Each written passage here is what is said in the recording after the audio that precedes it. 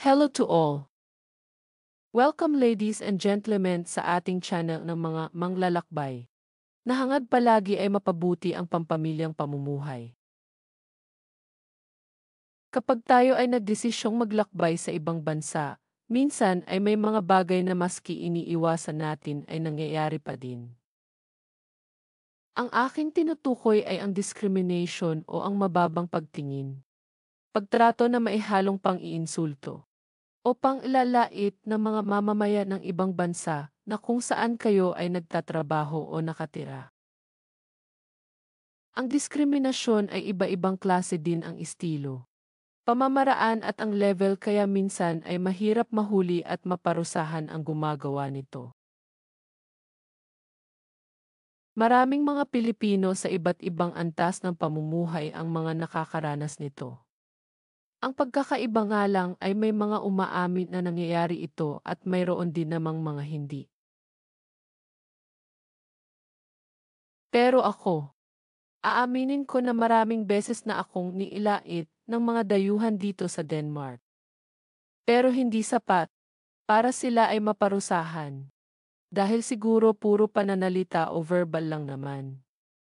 Nagtatago ang pang-ilalait nila sa katagang freedom of expression o malayang pamamahayag daw. Kadalasan ay mga matatanda ang mga pasimuno sa pang-iinsulto sa mga dayuhan dito.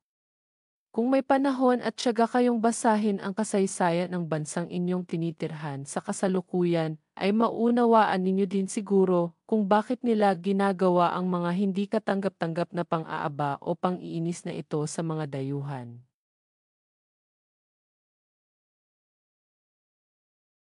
Pero ang mas nakakagulat ay mga dayuhan din ang nang-iinis ng kapwa dayuhan dito.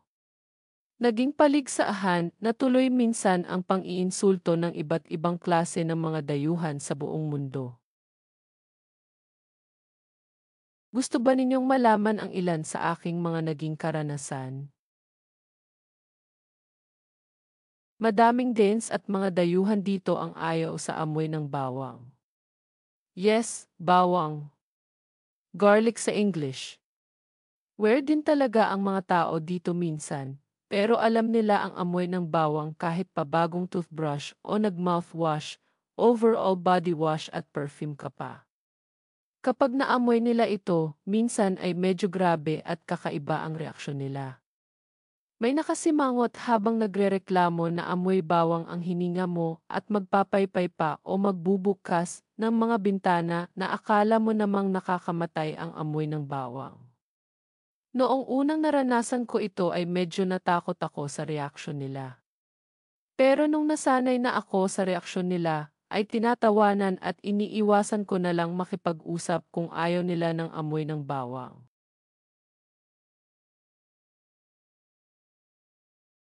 Minsan naman, naglalakad kaming mag-asawa sa kalsada at may nakasalubong kaming matandang Danish na lalaki. Tiningnan ako mula ulo hanggang paa sabay sabi sa wikang Danish na ang kahulugan ay.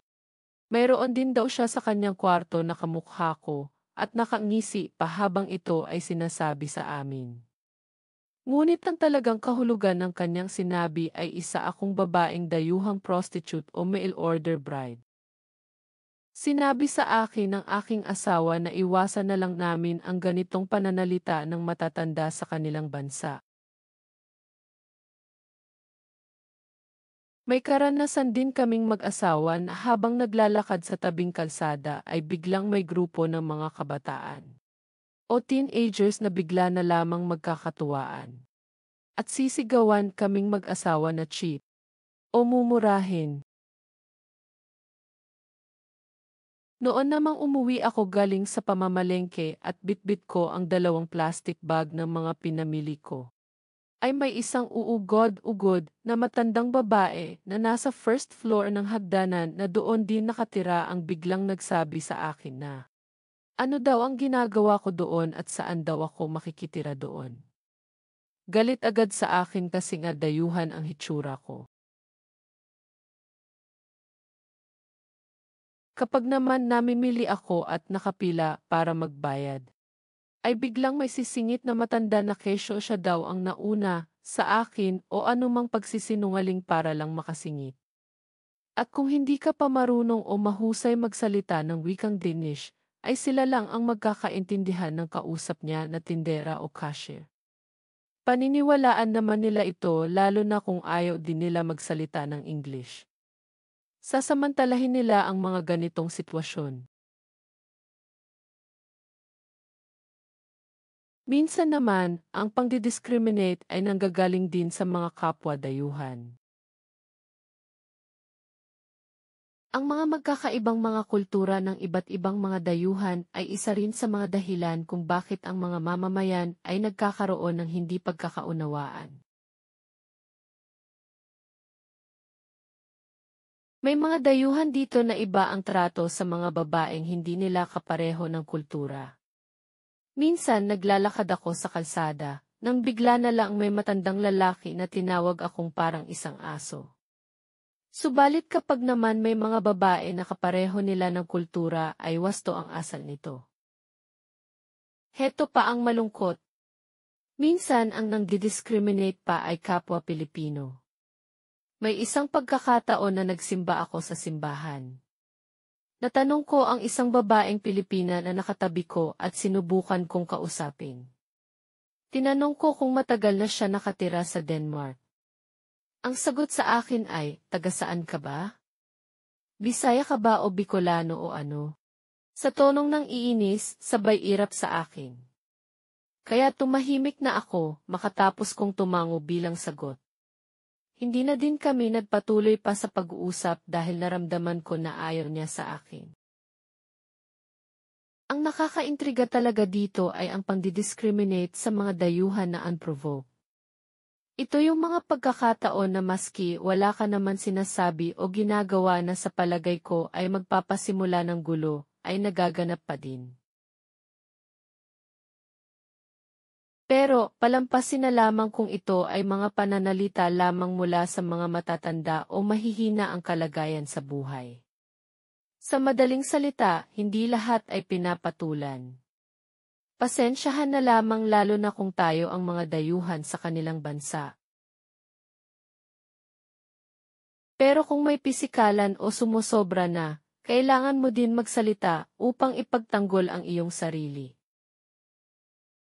Kumprontahin mo kung sa palagay mo ay kaya mong kausapin, lalo na kung nag-iisa lang naman, kadalasan kapag madami lang malakas ang loob ng mga bullies, pero kapag mag-solo na o kakaunti na ay naduduwag na. Kung ayaw ka pa ding tigilan sa panghaharas ay pwede ka magsumbong sa pulis, ipablotter mo, o kasuhan kung may basehan sa batas. Makipag-ugnayan sa mga kapareho mo ng paniniwala, mga kamag-anak, kaibigan, katrabaho, kababayan, at mga samahan na nilalabanan ang kaso ng mga discrimination. Minsan, ang isa sa pinakamabisa ay ang umiwas o umalis. Kung may kakayahan ka naman na baguhin ang iyong trabaho o kapaligiran ay huwag kang mag-atubili na gawin ito. May mga tao na protectionist at defensive kapag teritoryo o bansa nila ang pinag-uusapan dahil sa pakiramdam nila ay sinasakop sila at inaagaw ang kanilang mga trabaho, tirahan at mga pagkakataon sa pamumuhay nila sa sariling bansa. Tanungin na lamang natin ang ating mga sarili, kung nasa Pilipinas ba ang mga tao na ito, paano natin sila tatratuhin kaya? Kaya kapag may nangdidiscriminate sa akin sa ibang bansa, iniisip ko na lamang ay, kung sa bansang sinilangan ko nga, nalampasan ko, dito pa kaya? Ano ang idudulot na mabuti kung papatulan ko ang mga ito sa aking paninirahan sa ibang bansa? Minsan nakakabuti na piliin lang natin ang mga papatulan natin. Choose your battles, hindi lahat ay dapat pag-aksayahan ng oras, lakas at mga kagamitan. After all, ang pakikisalamuha sa iba't ibang klase ng mga dayuhan ay isang magandang katangian ng mga Pinoy, kaya tayo nakakapaglakbay sa iba't ibang lugar sa mundo. Like and subscribe. Thanks for watching sa inyong lahat.